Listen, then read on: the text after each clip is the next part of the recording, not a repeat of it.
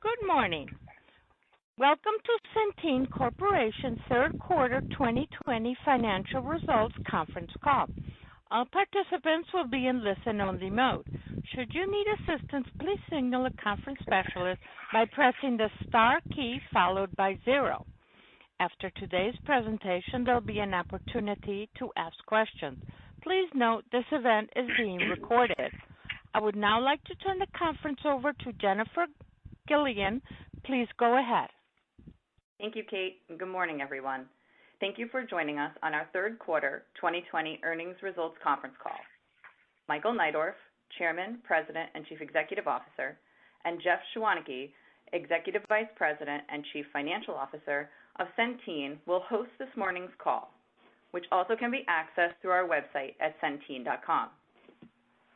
Any remarks that Centene may make about future expectations, plans, and practices constitute forward-looking statements for the purpose of the Safe Harbor provision under the Private Securities Litigation Reform Act of 1995. Actual results may differ materially from those indicated by those forward-looking statements as a result of various important factors, including those discussed in Centene's most recent Form 10-Q, filed today, October 27th, and Form 10-K, dated February 18th, 2020, and other public SEC filings, including the risks and uncertainties described with respect to the potential impacts of COVID-19 on our business and results of operations. Centene anticipates that subsequent events and developments may cause its estimates to change. While the company may elect to update these forward-looking statements at some point in the future, we specifically disclaim any obligation to do so. The call will also refer to certain non-GAAP measures. A reconciliation of these measures with the most directly comparable GAAP measures can be found in our third quarter 2020 press release, which is available on the company's website at centene.com under the Investors section. Additionally, please mark your calendars for our upcoming virtual Investor Day, which will take place on December 18th, 2020. Finally, in connection with this morning's earnings release, we have shared some illustrative exhibits. These slides are available on our website under the Investors section. With that, I would like to turn the call over to our Chairman, President, and CEO, Michael Neidorf. Michael? Thank you, Jennifer. Good morning, and thank you for joining Centene's third quarter earnings call. We all hope you and your families are safe and well. On today's call, I will review our strong third quarter performance and discuss the operating environment as we see it today. I will also provide perspective on how Centene is positioned for continued growth and success, including some thoughts on 2021 and an update on the WellCare integration. I'm pleased with our third quarter results, which demonstrate the strength of our underlying business and diversified platform, as well as our team's solid execution. We reported third quarter revenues of $29.1 billion, an increase of 53% from the third quarter of 2019. Adjusted diluted earnings per share was $1.26, or 97 cents when accounting for the one-time items referenced in our press release. This is consistent with previous guidance. I remind you that on our second quarter earnings call, we shared that in this COVID environment, we expected 68% of our income to be received in the first half of the year. We also advised that the third quarter would amount to roughly 20% of the year's earnings, which happens to be 97 cents. We delivered strong organic membership growth driven by new programs being introduced across many of our states, as well as some COVID-related membership growth. Membership was approximately 25.2 million at the quarter end. This represents a sequential growth of 2% and a year-over-year growth of 65%, largely driven by the addition of WellCare. Excuse me. Membership growth remains in line with the guidance provided in July, and we continue to expect 2020 membership to peak in November with 1.4 million new members. Our earnings benefited from a number of one-time items, which will be reinvested back into the business. As you all know, Centene is now a $110 billion enterprise, healthcare enterprise. At our size and scale, we expect there will be impacts to our earnings on a quarter-to-quarter basis. We are utilizing the risk corridor settlement to reinvest in growth initiatives. In addition, we have allocated a portion of the settlement towards making a significant one-time contribution to the Centene Charitable Foundation, the earnings of which will be used towards public programs and medical research that support the communities we serve. In this environment, we continue to take a leading role in accelerating our approach to community care with programs that address social determinants of health, such as improved access to virtual care and support for individuals experiencing food insecurity. Turning now to the operating environment and how we view the rest of the year. If you exclude the 12-cent increase to reflect the favorable tax settlement in the third quarter, our earnings guidance for 2020 remains consistent with what we provided at our June Investor Day. Our business is strong, and we remain confident in our ability to lead in today's operating landscape. State partnerships continue to present opportunities for constructive relationships. The discussions that have taken place with our state's counterparts this year underscore the strength of our partnerships as well as the value we provide to our state partners. The typical rate-setting process has continued throughout the year, including a 5.3% rate increase in Texas, effective September 1, and approximately 1.5% increase in Florida, effective October 1. We continue to hold discussions with our state partners related to rate setting and risk adjustment mechanisms. We also have certain states that, outside the normal process, have put additional risk-sharing mechanisms in place related to COVID-19. These are specific to the pandemic, and we expect them to be short-term in nature. Overall, we continue to navigate the evolving landscape together with our state partners as we work to provide our members with access to critical care. Other key factors include membership growth and medical utilization continue to track in line with our expectations. While there is continued uncertainty, including the intensity and duration of the pandemic and the outcome of next week's election, we believe we have the scale and size to deliver results as the environment continues to evolve. We manage the business based on the facts as we see them today, and we are well positioned to continue to grow and execute against our strategy. We also continue to provide you with transparent updates and give you our best estimates as to how we see things at a particular point in time. With that in mind, Jeff will provide you with some factors to consider when thinking about our 2021 earnings power.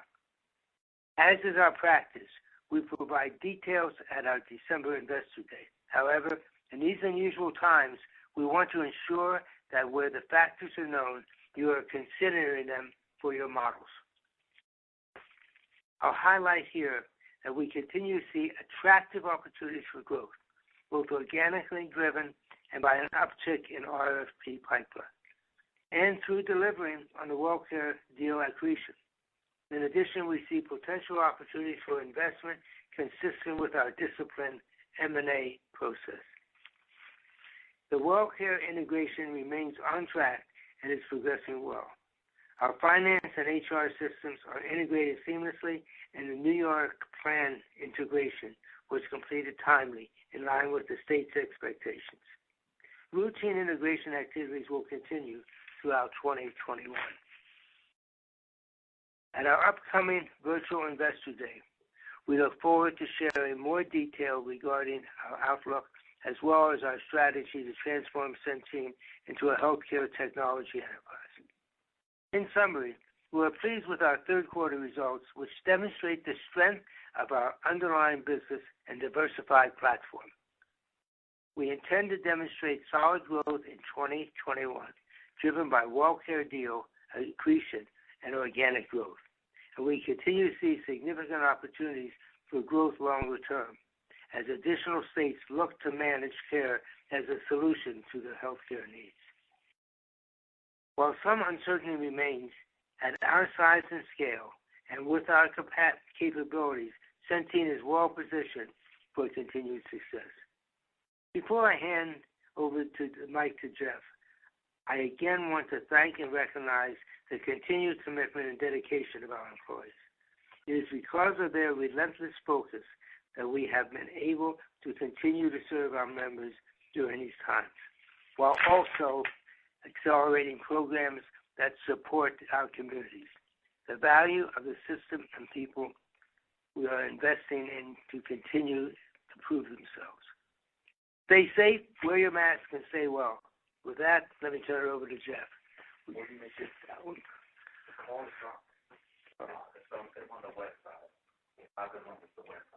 Hi there, this is Jennifer Gilligan. We're going to ask folks on the line to just hold one moment while we make some sound checks with the webcast link. Back to you in 2. Hi, this is Jen. We'll have Jeff go ahead and start his remarks. There was trouble with the webcast link. What we will do is, following the call, we will post the transcript of Michael's comments in the event that there were folks on the webcast who missed any portion. With that, I think, Jeff, you can take it away. Okay, great. Thank you, Jen. Thank you, Michael, and good morning, everyone. This morning, I will start off with a review of the quarterly results, and I'll offer some details around our updated 2020 financial outlook. And finally, I'll walk through some factors to consider when thinking about our 2021 earnings trajectory. Overall, we delivered strong third quarter results with revenues at $29.1 billion, an increase of 53% over the third quarter of 2019, and adjusted diluted earnings per share of $1.26 compared to 96 cents last year. Our adjusted diluted earnings per share included a net favorable impact of 29 cents from the 3 non-operational items that are outlined in our press release. When excluding these items, specifically receipt of the risk corridor settlement, a charitable contribution commitment to our foundation, and an unrelated tax benefit, adjusted diluted earnings per share totals would have been 97 cents. Total revenues grew by approximately $10.1 billion over the third quarter of 2019, primarily as a result of the acquisition of WellCare, membership growth in Medicaid and the health insurance marketplace businesses, and expansions in new programs in many of our states. Total membership increased to 25.2 million in the quarter, up 65% compared to Q3 last year. Since the pandemic began in March, we have added a total of 1.3 million Medicaid and health insurance marketplace members, consistent with our expectations when we issued guidance in July, largely attributable to COVID-19. Our HBR, or health benefits ratio, was 86.4% in the third quarter, compared to 88.2% in last year's third quarter and 82.1% in the second quarter of 2020. The HBR for the quarter was impacted by the receipt of the risk corridor settlement. When adjusting the HBR ratio for this revenue of approximately $400 million, our HBR in the quarter was 87.8%. The HBR was also aided by lower traditional utilization, largely offset by the higher costs associated with testing and treatment of COVID, as well as retroactive state premium adjustments and risk-sharing programs.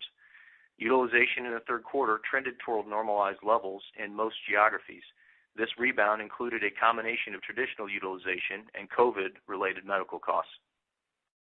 Cash flow used in operations was approximately $950 million in the third quarter.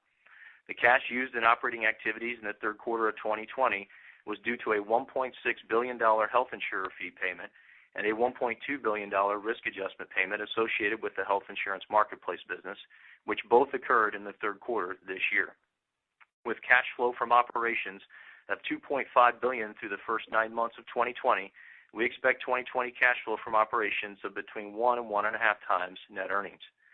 We continue to maintain a strong liquidity position of $1.1 billion in unregulated cash on our balance sheet at quarter end.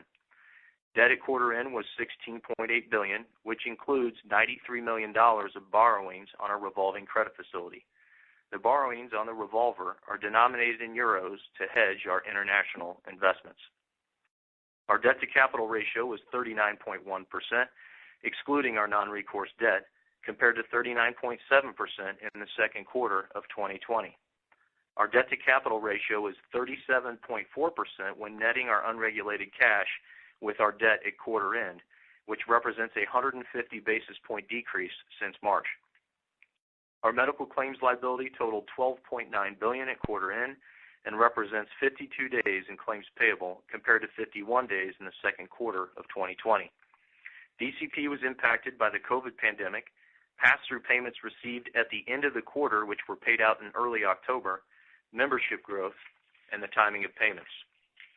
On WellCare, as Michael mentioned earlier, we continue to make significant progress with the integration. The integration continues to be on track, and we remain comfortable with our synergy capture efforts. Turning now to our 2020 expectations.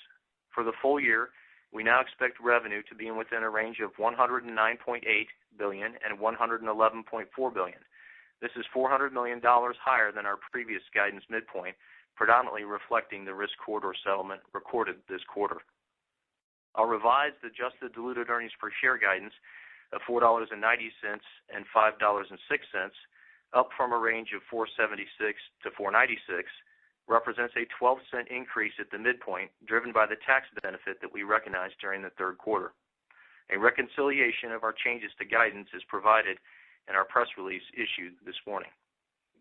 Our 2020 financial guidance reflects the strong year-to-date performance from our major business lines, as well as the impact of the non-operating items previously mentioned that occurred during the third quarter. We previously outlined a number of COVID-related factors that influenced our full-year guidance. These remain unchanged. We continue to expect peak membership growth of 1.4 million by November of this year. In terms of utilization trends, we continue to expect trends to gradually increase during the fourth quarter, depending on regional infection spikes and local government responses. Through the end of September, we have paid approximately $2 billion associated with COVID claims. This compares to $550 million we discussed on our second quarter call. Our third quarter figure applies consistent methodology and includes all of the COVID-related claim codes consistent with CDC guidelines. With respect to rates, as Michael has already touched on, we continue to have active dialogue with our state partners, and the risk-sharing mechanisms and rate adjustments received continue to be in line with our 2020 expectations. A quick note on quarterly versus full-year modeling. As a result of the WellCare acquisition closing in the first quarter, the full-year weighted average share count is substantially lower than the second through fourth quarters. This will impact modeling of fourth quarter EPS with respect to full-year adjusted earnings per share guidance. In short, the quarterly results will not sum to the full-year guidance range. And last, a few comments on our 2021 earnings trajectory. As we have done historically, we will provide our 2021 full-year guidance at our December Investor Day. However, in light of the significant uncertainty in this environment, we want to provide as much visibility as we can and give you a few items to consider as you begin to model 2021. In order to facilitate the discussion, we have included a slide on our website at Centene.com. We are still in the early stages of our planning process, and going forward, we intend to return to our typical practice. First, you may recall that on March 3rd, 2020, we provided initial guidance for 2020 with a midpoint of $4.66 from an adjusted diluted earnings per share basis. There have been a lot of moving parts this year, including higher membership and revenues, the significant reduction in medical utilization in April and May, the continuing incremental costs for COVID testing and treatment, and the effective risk-sharing programs implemented by our states, just to name a few. If you exclude the 20-cent net benefit from the pandemic and the 12-cent tax benefit recorded this quarter, our guidance for 2020 adjusted diluted earnings per share reflects where we began in March, $4.66. Second, as we look forward to 2021, we expect to continue our long history of top and bottom line growth from here. There are a lot of moving parts, and I will highlight a few that are included in the supplemental slide we are sharing today. As we commented earlier, the WellCare integration and the underlying operations remain on track, and we are confident in our ability to generate the mid to upper single-digit accretion from the transaction, as we have previously indicated.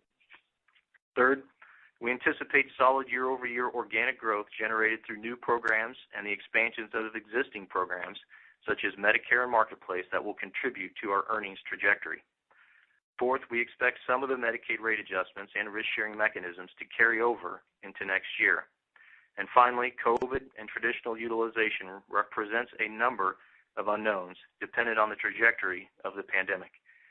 We'll be better positioned to provide more clarity around these factors during our December Investor Day. I'll conclude my remarks by reiterating our confidence in the strength of our business. We're pleased with the significant growth we've achieved this year. Our balance sheet remains strong, and we believe we have ample liquidity to meet our operational and strategic needs. We remain focused on executing against our strategic plans and are committed to delivering shareholder value. We look forward to providing a comprehensive outlook for the next year when we virtually meet in December. That concludes my remarks, and operator, you may now open the line for questions. We will now begin the question and answer session. To ask a question, you may press star then one on your touch-tone phone. If you're using a speakerphone, please pick up your handset before pressing the keys. To withdraw your question, please press star then two. At this time, we will pause momentarily to assemble our roster. Our first question is from Kevin Fischbeck from Bank of America. Go ahead. Okay, great. Thanks. Just wanted to follow up on the Medicaid rate commentary. I think, I guess first, could you quantify maybe what you've kind of built into your guidance so far for this year as far as the rate pressures? And then, Michael, I think in your comments you mentioned that you thought that some of these risk corridors and things might be temporary in nature. So just wanted to understand kind of if we should be thinking about these as kind of one-time type issues, or are these kind of the way that you would expect states to be building rates prospectively? Thanks. No, I think it's some of both. Depends on the state and the negotiations we've had. Some have built in some temporary risk corridors and that we've negotiated and agreed with. Others, as you've seen, have given us the rate increases that are comfortable with where we are. And it's really just a give and take process right now, Kevin. And Jeff can give you some more specific numbers. And so I'll turn it over to him, and he can give you a sense of what we've dealt with and how we've been able to deal with it, because there's two factors. There are rates, but there's also the COVID expense that we've had and the reduced utilization and some other things. Jeff, you want to make that? Yeah, Kevin, this is Jeff. I think a couple things. The traditional rate-setting process where we use encounters and develop the rates to move forward, that process has, I would say, continued as it always has. What's been in addition to that are these risk-sharing mechanisms and risk corridors that states have considered. So for our full year, we expect that number to be around $500 million is what we've got in our guidance. And I think so far this year, you've heard us say and make comments that it's really been in line with our expectations. So we've had that estimate in there for some time. On the quarter, that number was roughly $265 million, so that definitely impacted the HBR from that perspective.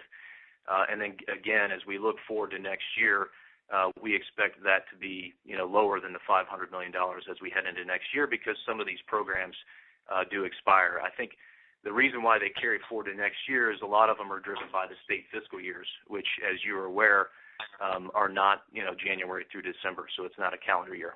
And I might just indicate that where we've seen the utilization reduced, we work with the states, and if it hasn't reduced, then the states recognize the rates have to be actuarially sound. So it's a case of really a lot of give and take, and it's been very constructive. We're obviously, with us maintaining the guidance, we're pleased with where it worked out. Yeah. Okay, great. And then just maybe the second question being around the guidance. You have, I appreciate the color about kind of setting the stage for what the base EPS is, but I guess you guys also had some guidance around the time you did the WellCare transaction. I don't know if there's any way to maybe give kind of the headwinds and tailwinds to maybe the guidance that you provided at the time of the WellCare transaction. I don't know if anything else you would highlight as positive or negative. I think we said that it's consistent with the guidance we gave at that time. Yeah. Kevin, are you specifically referring to the guidance that we provided kind of right after we closed the deal in March?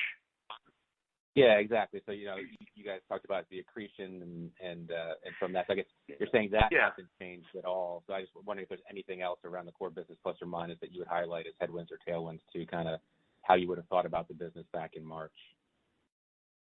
I think I'll start off and Jeff can add to it. I think it's proven to be very consistent. The integration has gone on schedule. It's been seamless. Some of it was delayed, as we highlighted in the past, that Georgia and Florida, not because of anything we had, because of their issues, delayed the combination of plan until 2021, and that's all working out well, but we still will recognize the accretion from it. We were pleased with their support and what their capabilities are in the Medicare program. So, I mean, it's at every level, it's met the expectations, and we're comfortable calling it where it is. Yeah, Kevin, I agree with Michael. I think the transaction is exactly in line with what we expected. I think the variables are, the other things, right? The variables are, COVID, state rates, redeterminations, all those things. I think from the transaction perspective, it's exactly in line with what we anticipated. All right, great, thanks. Our next question is from Justin Lake from Wolfe Research. Go ahead. Thanks. Good morning. Just wanted to first follow up on the 2021 discussion here. Specifically, so appreciate you giving us the 466 starting point. The only thing we all have to kind of go back and tie to is the S4. And the S4, I think, had about 11% earnings growth on a standalone basis, then plus the accretion.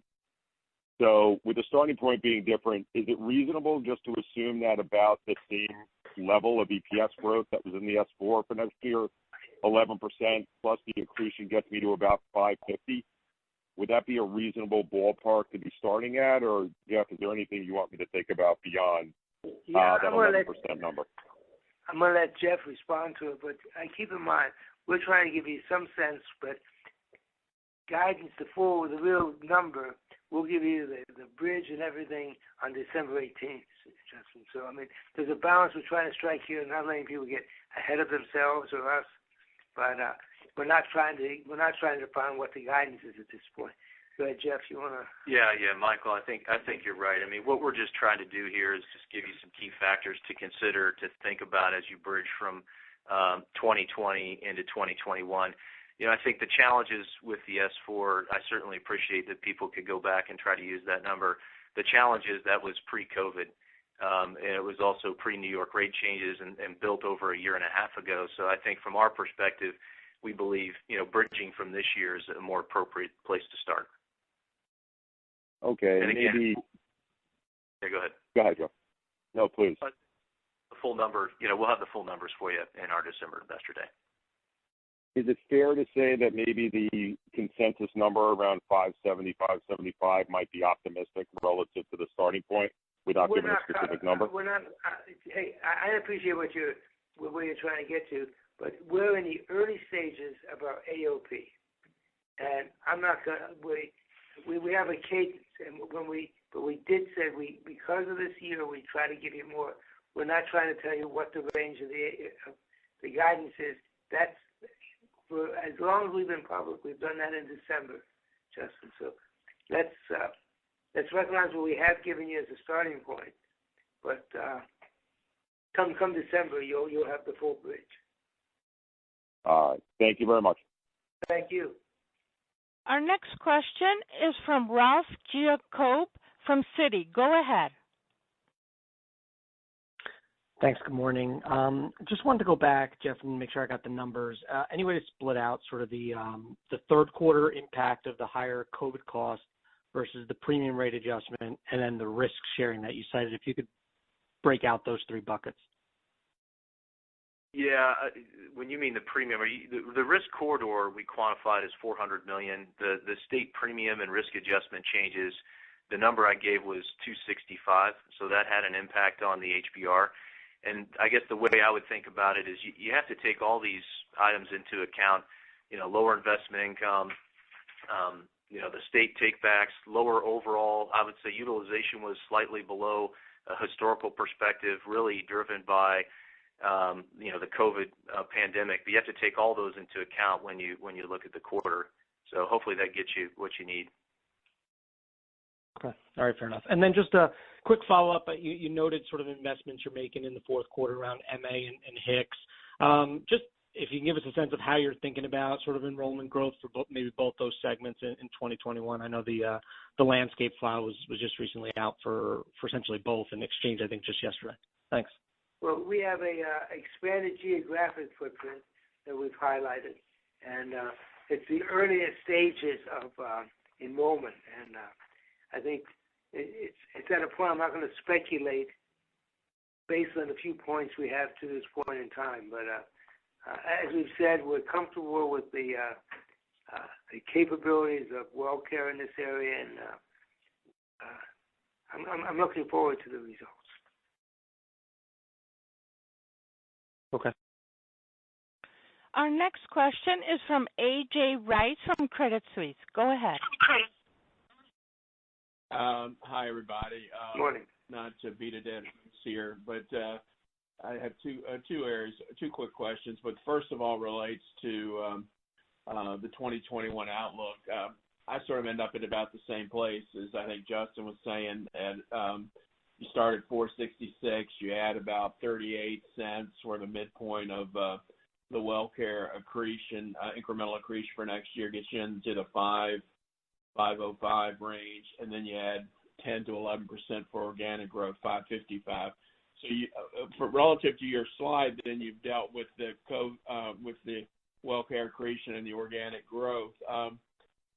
I guess the open questions are what you're highlighting is state rates, risk sharing, and potential return of redeterminations. On the redeterminations, is it still your thought that that's about $1 billion revenue headwind on an annualized basis, and that we can figure out how that might come in over the course of the year? And then is there any way to put your arms around your comment around state rates and risk sharing? I guess that's annualizing some of the stuff you've seen next year, plus anticipating any incremental pressure. Any way to bracket that? Let me give you one more variable that influences everything you've just said, and that's any continuing stimulus they do that affects FMAP, that freezes redetermination. There's still some undefined things out there, and recognizing that those things we hope to have a better view on come to December Investor Day. The election will be behind us, hopefully, and we'll understand what some of the policies are. So everything you said, I can understand what you're saying, but there are other factors that affect redetermination, affect rates, affect a lot of things. So we tried to give you enough that you don't get ahead of yourselves and us, but we also said we'll have a clearer view come December 18th. Okay.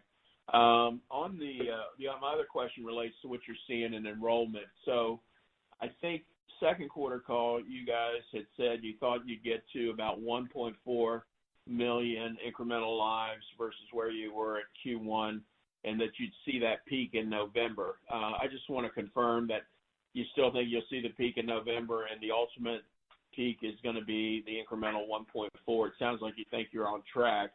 And yes, then there's also a dip in the exchange enrollment. Is that consistent with what you thought you would see at this point? Yes, yeah, it is. We're still saying 1.4 by November, and yes, the exchange attrition is consistent with our expectations. As we see every year. Okay, thanks a lot. Our next question is from Matthew Borch from BMO Capital Markets. Go ahead. Yes, maybe you could just comment on how you're thinking about the exchanges for next year. You think you're going to go in with margins normalized for the back half of this year?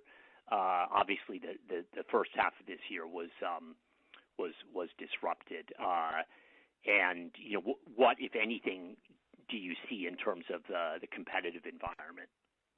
Okay, I'll start off with the last part first.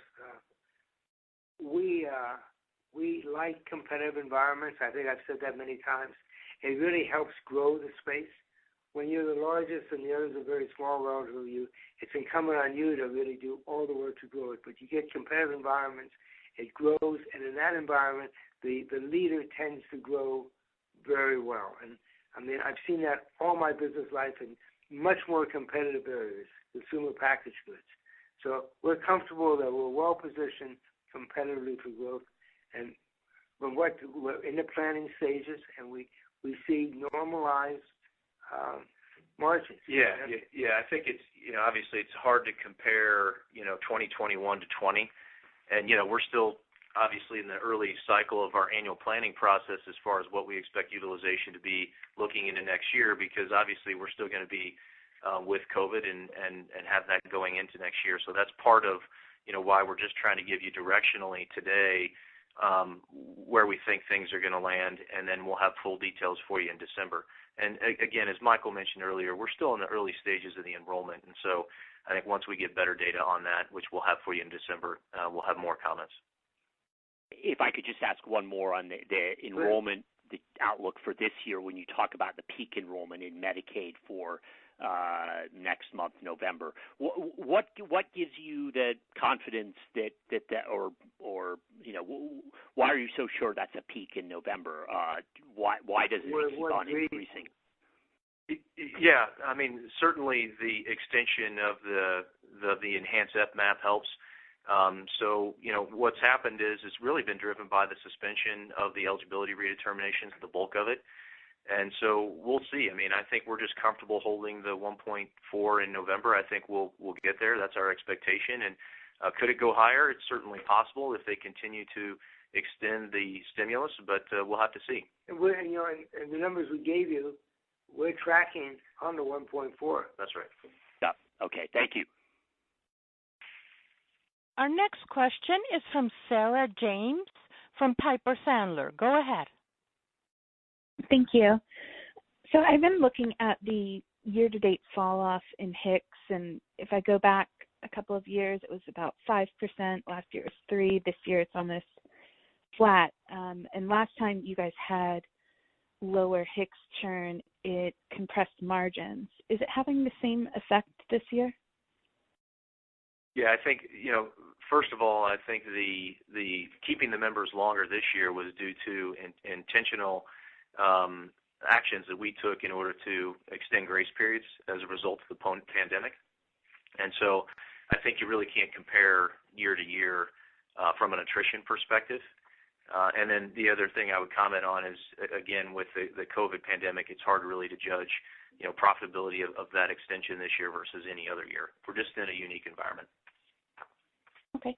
And then thinking about the exchanges, overhead leverage, and the operational structure there, you guys just announced going into 400 more counties in existing states. You're getting pretty dense in the states that you operate in. How do you think about that impacting overhead leverage? Is that density moving the needle for you guys? Yeah, I think number one, I think we're always focused on overhead leverage, and that business is scaled, and so we continue to try to find ways in order to get efficiencies in the exchange platform. I think there's still more work that we can do there to get the efficiencies of the scale of that business, and that's what we're focused on heading into 2021. I think it's fair to say that every budget meeting I sit in on, we're talking about scale, not just there, but in every one of our businesses. When you look at our growth, I remind people it's time we start to realize the benefits of it. Thank you. Our next question is from Josh Raskin from Nephron Research. Go ahead. Thanks. Good morning. Good morning. Good morning, Michael. Taking a step back, it seems like Medicaid has obviously been a major growth factor for the company for a long time. It feels like the future may rest a little bit more on Medicare as a larger part of that growth going forward, and I know you've commented on that in the past. So can you talk about your competitive positioning and what you can do to improve your star ratings and what you're seeing from other competitors in the market? Yeah, we were within a couple basis points of getting the star ratings we want. We have a very aggressive program, Josh, that we expect will increase. As you know, it's measured over a longer period of time, so it takes a little time to get there. But the people responsible for improving it clearly understand that there is no excuse for not achieving it going forward. So there's a continued emphasis and pressure on that. I've talked in the past about the Medicare, that it is a growth driver for us longer term. I think WellCare's had a good record of growth in Medicare. That's translating well for our business. We're moving to a number 4 position, I'm told, on a combined basis. We're pushing 1 million lives. And, that starts to give you critical mass from which to grow. We're doing a lot of recontracting with providers, which we think will be beneficial. So, we're in the open enrollment. Just started, basically, so it's a little early to comment on it. But I am cautiously optimistic that it will finally achieve some of the growth that I've been looking for and we've been looking for. Okay, perfect. And I might add profitable. I might also add profitable growth. Gotcha. And cautiously optimistic was a comment around 2021 in terms of starting to realize some of that growth? Yes. Gotcha. And then just second question, as you're thinking about headwinds, tailwinds for 2021, and I'll stay away from the conversation on consensus, but where do you think medical utilization trends in 2021? Do you think, and maybe more specifically, are the states recommending rate actions that indicate that continued trend below sort of pre-pandemic levels, or are states assuming a more back to normal environment? Well, I don't know right now that they are assuming either. And with what the pandemic's doing, it's pretty hard to have that discussion. What we really have seen is that while some elective procedures have fallen off, obviously, pandemic costs have gone up, so one tends to balance out the other. The one area, just in the interest of transparency, that has fallen off for obvious reasons and has not been quick to bounce back is in the emergency room. Okay, so there are some aspects that have dropped off and are saying, well, they will rebuild over time when the pandemic's gone. But the single biggest issue in talking to the states right now is, it's reaching new all-time high, and this is going into the winter. And I could be a smart aleck and talk about when it's going to fall off, but that's not the purpose of this call. Got it. Thank you. Our next question is from Charles Rhyee from Cowen. Go ahead. Hey, thanks for taking the question. Michael, maybe I can ask a slightly different question here. As we think about potential for vaccine approvals, can you talk about sort of what the logistics means for Centene in terms of how you would think about ensuring that your members get access to it, or is that really a function of the state making decisions and logistics with pharma manufacturers? Maybe give us a sense on how that process kind of works. I think there's a couple issues. One, I have some pharmaceutical background. My former Miles Bayer did, and in phase 1 and 2, you can do some computer modeling that helps you accelerate it. The phase 3 is long-term side effects. That takes a given amount of time. And I think what we're hearing is that the scientists are saying, look for it in very late 20, but more likely the first half of 2021. Okay. Now, I have had some discussions at very senior political levels in Washington, and some of them that are talking to the scientists have made investments and said, we will give you the money to build 100 million doses, even before it's proven. Okay, so if it does prove, we have that vaccine. Now, I believe that when that vaccine becomes available, and I'm anticipating the late Q2, maybe Q3 of next year, where we really have something that people have confidence in. And I'll throw in something parenthetically here. We were doing some PSAs to ensure that parents and others are still giving the normal vaccines, saying that has nothing, because we're worried people will start to have doubts about those, and that would not be good for the child. So we're doing some other things there. But I think what will happen is we'll have it, and we're going to work very hard to ensure the people that need it most get it early. The people at higher risk, the people that are working in the healthcare environment, okay, treating people, that type of thing. That's so that there'll be an orderly transition to it. And I think a lot of our population are individuals at risk because of the nature of it, and we are pushing hard to ensure they have the vaccine when they need it. So it's a kind of a work in progress. I don't mean to be so long-winded, but I want to give you a sense that we've thought a lot about this, and there is a clear plan working with the scientists, the responsible scientists, on how to, and the manufacturers and others, how to get it done. I mean, we're a huge purchaser now of pharmaceuticals, and that gives us an opportunity to talk to them. Does that help? And just yeah, it does. And if I could just follow up, should we think about that kind of pathway in terms of, sort of the timelines that you just discussed as we think about 21, as when we think about some of the factors?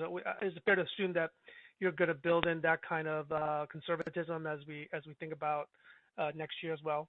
Because it kind of suggests your thoughts also on COVID itself, right? The pace of COVID as we go into 21. Yeah, I think there's two issues here. There's the pace of the vaccine and there's the pace of COVID. Now, if I were doing it, I would be working very aggressively on the treatments, the therapeutics that treat the COVID while we're developing the vaccine. Now, I will give you a sense of our thought working with epidemiologists. I want to be transparent on this one as I can be. We've announced to our employees not to expect to come back before the end of spring break, which is April of next year. Okay, and we're working very effectively at home, and I have all kinds of reports I get regularly on the productivity, and people do want to get back to work. I've also said it's possible it may not happen until June. So, and we have spent, as you know, a lot of money putting the plexiglass in the offices, the temperature monitoring when people walk in. So we're ready to bring people back on a planned release basis that others are starting to emulate. But the development of how the pandemic unfolds, it's still very unusual. It's still, I will, and I don't want to sound political, but this will sound that way. Masks make the difference. And our epidemiologists have said, if you look at Japan with 127 million people, and Hong Kong with 7.5 million people, and we know that in the Asian markets, there's always been a mask mentality. It goes back to the 70s and 80s when I was there. If somebody had a cold, they put one on. During the time that we lost the first 100,000 lives, Japan lost 831, and Hong Kong 4. Literally 4. Now, let's say they understated it by 200%, so they lost 12. The masks make a difference. So if we can get that mentality going here, and all the scientists are saying if people wear masks, we save 100,000 lives. So I think that has a lot to do with where we're going. Certainly agree with you. Thank you. Yeah, I mean, you hit a hot. In case you can't tell, you just hit a hot button for me. The next question is from Ricky Goldwasser from Morgan Stanley. Go ahead. Yeah, hi, good morning. Michael, in the past, you were very confident about the Supreme Court ACA ruling. How do you think about the potential outcomes now? Well, I think I'm still relatively confident. I think there's two things. I said, if you look at it, there's one factor that they're considering right now, and that's does the one really eliminate everything? Now, even the Supreme Court, not Dockridge, the other one, Kavanaugh, in some cases has agreed that severability is a factor. Severability used to be written into Congress, congressional acts, but it's become such a practice now that it's more normal. I suspect that at one point I thought it would be 7-2 when Justice Ginsburg so his piece was still around and others, but I said it could go to 6-3. It still could be 5-4. Now, I also want to remind you that depending on what happens on the election, that if they want to make the case mute, they just have to put one line in that says the penalty for not participating is $1. and it makes the whole case moot. So I'm still very comfortable with it. I don't believe when push comes to shove, they really want to put all these people during the height of a pandemic on the streets with no insurance. Thank you for that. And then just to follow up on the COVID cost, it sounded like $2 billion in direct COVID costs. That's meaningfully high than Q2. I think it implies about $1.5 billion in Q3. So can you talk about what drove that increase just in terms of acuity or versus hospitalization? Because we're hearing so much about the therapies and about shorter hospital stays and lower acuity than before, but it seems that you've seen a different impact on your book of business. So maybe some color on that and how you think about these costs into Q4, given what we're seeing in terms of increase in cases. Thank you. Maybe you want to start, we can have Ken come on and start to. Yeah. I think the first thing is just to talk about the number. Number one, that's paid dollars, and so you have to remember at the inception of the pandemic, obviously we wouldn't have had a lot of paid dollars because there's usually a 30 to 45 day delay between when the inpatient stay happens and when we actually pay the dollars to the provider. And so I think that's why you've seen, I guess, in what you're stating is an acceleration of the dollars. It's really just, I think, a timing effect from that perspective.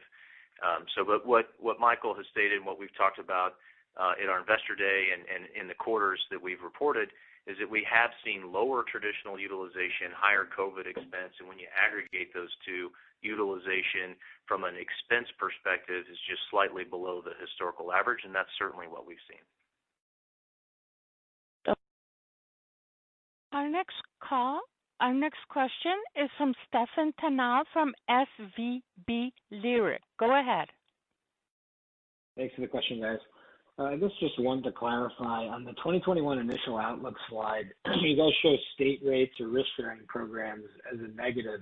But Jeff, I think you'd said in your prepared remarks that you expected less than the $500 million rate headwind impact that's embedded in 20. Just wanted to see if you could clarify sort of what's assumed in the outlook and how that's different from the comment you made on the $500 million item.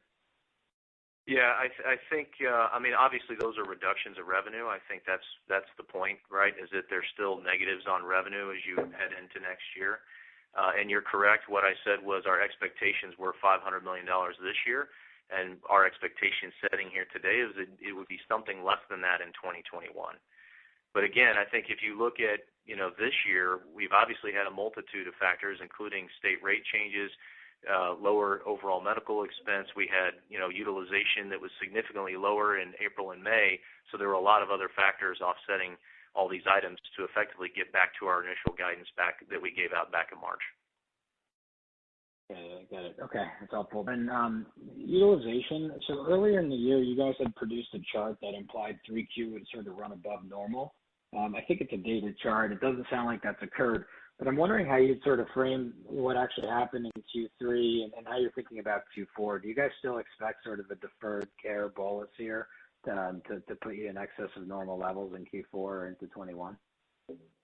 Yeah, obviously, I think what I mentioned just a little bit ago on the COVID costs is that what we've seen is lower traditional utilization, higher COVID costs. The net of that is a little bit below, not much, a little bit below historical utilization. And in my prepared remarks, what I indicated is that we would expect utilization to increase in Q4 versus Q3 slightly. So that's what we continue to expect is utilization continues to trend back towards normal on a total basis, right? The mix is different. The mix is lower traditional and higher COVID, but in total, again, trending back to historical levels in the fourth quarter. Okay, and maybe if I could sneak one last follow-up in, just the whole idea of peak enrollment growth in November. I guess I would just ask you how you see enrollment playing out from that peak by line of business and why. So Medicaid, HIX, how do you see that trending? Thanks, guys. Yeah, obviously there's an open enrollment for both Medicare and Marketplace, so that obviously changes things as you look at a January 1st amount. That's why we're early in that cycle and we haven't given any commentary. on that. As far as the Medicaid is concerned, I think the extension of the FMAP enhancement helps, but ultimately we're going to have to see, how long that it gets extended, or what happens with that with a second stimulus potential as we head into next year, and that's why we said we'll have more information for you at our December Investor Day. Yeah, we're dealing with things that we've not seen. The pandemic is reaching new heights, more than March. Okay? So, that's why we have to think of things on a very gross basis, and the more granular we try to get, the less accurate it's going to be. And this because it's not something that we're experienced with. In another 100 years, the next group may have some more background. Ask me then. Our next question is from Gary Taylor from J.P. Morgan. Go ahead. Hi, good morning. I just wanted to do a couple things. I wanted to revisit your expectation on fourth quarter MLR. I didn't take the opportunity yet to pull up the slide deck from the summer, but I think with the implied earnings guidance, is your estimate now is that for fourth quarter MLR would be higher year over year?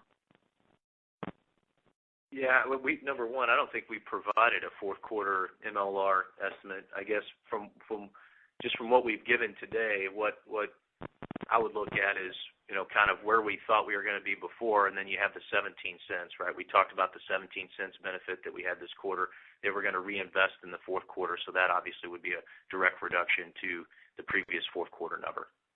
Yeah, I was just thinking about that one line chart you had in your deck that showed your expectation on COVID costs and sort of recovering deferred care. I thought they maybe intersected in the fourth quarter, but I can revisit that. I think, as I recall, we talked, Gary, about various peaks and how many peaks we would have during the course of the year. Yeah. And I'll tell you, this peak we're getting now is a little bit earlier and more severe than what I originally thought. Yep. My other question, just going back to the the state rates and risk sharing, I guess help me with my thinking a little bit. When we look at the state rates, we've seen state budget performance improve dramatically from where it was in the spring. If we look at some of the latest state numbers versus their budgets, almost back to par versus those deep holes in the spring. So that seems to be getting better. Of course, perhaps the economy could get worse next year, but it seems like that's getting better. You mentioned two of your largest states, decent rate increases on a combined basis.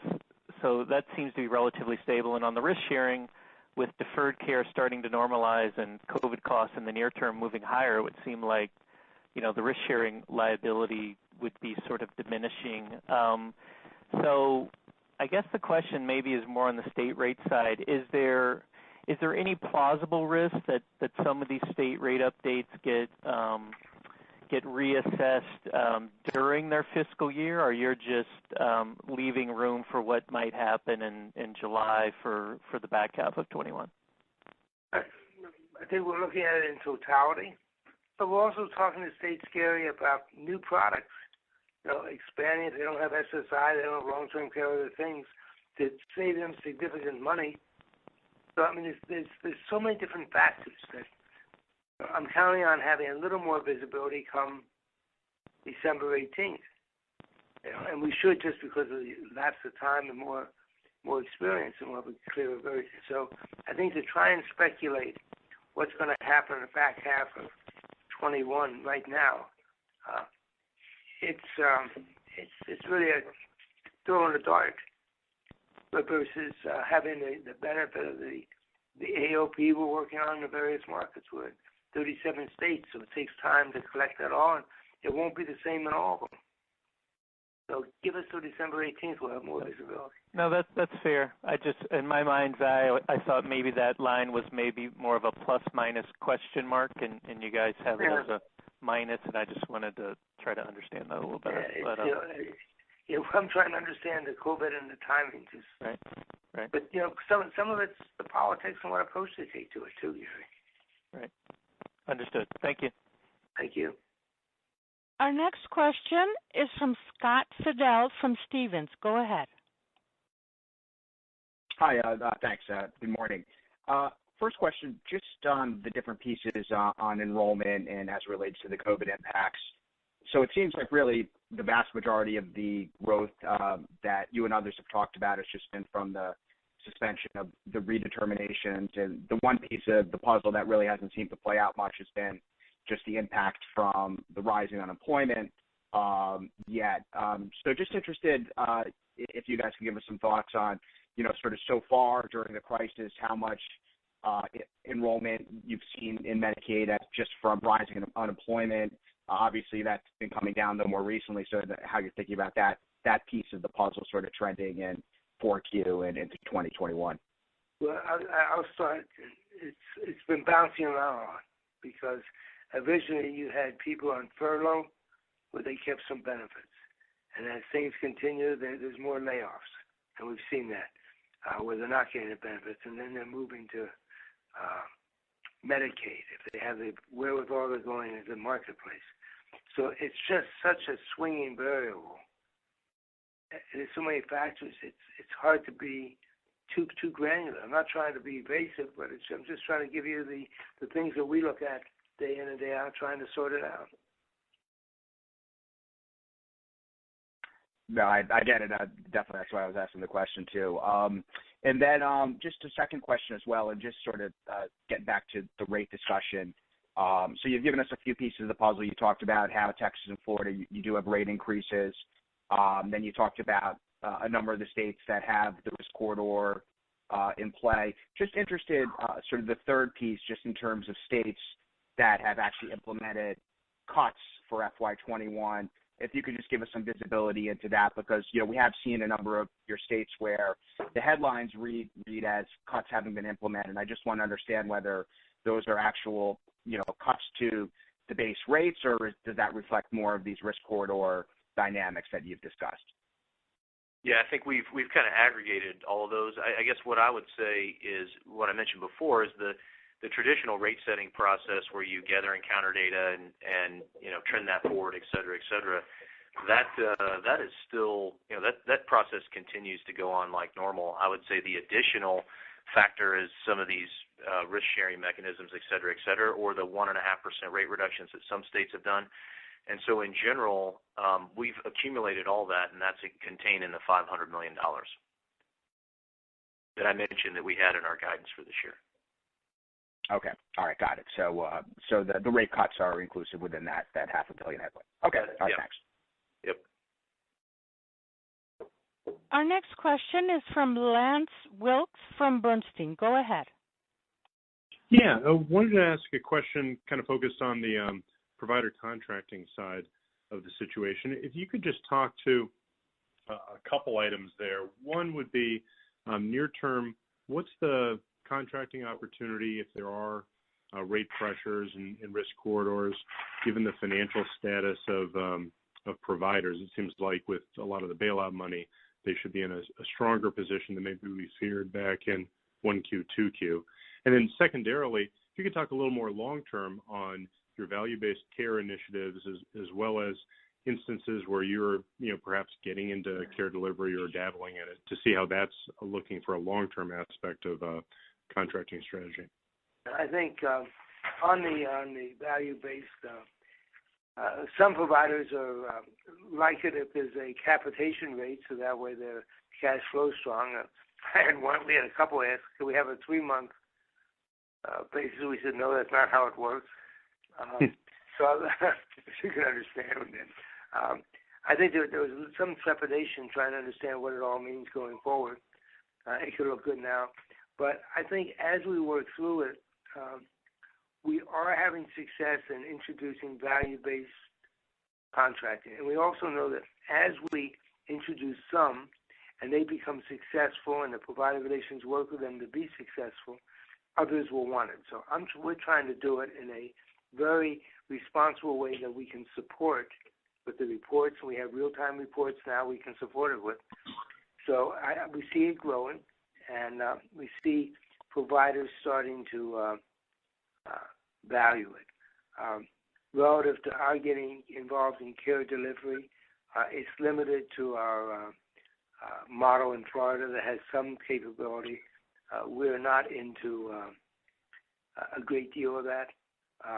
If there's a market that has an absence of OB-GYNs, let's say, or something, we do have the capability to put a clinic in there to help the population get the appropriate access. So it's a case-by-case basis, but we are not out there grossly trying to buy a lot of providers. And just on the contracting with providers, kind of in this COVID environment, are you finding that you're able to, push back on provider rates if you're getting rate cuts at a state level, or is the financial situation of the providers still tenuous at this point? Well, what we've done is we've waived co-pays and things because they may not be able to collect it from their members, so we're doing things to support them. But all those things figure into the calculations we give the states, and so as our results is demonstrating, we're able to continue down that program, support providers, and we do want to support them and help them become more successful. We have systems that do that. We have a system now that can. It's in test that where pre-authorization was 18 minutes, we can do it now in 3 seconds. So we have things of artificial intelligence and digitalization that's a real focus that's going to be moving things ahead for the providers, streamlining what they can do and how fast they can do it. So there's more than one way to help them. Gotcha. Thanks. Thank you.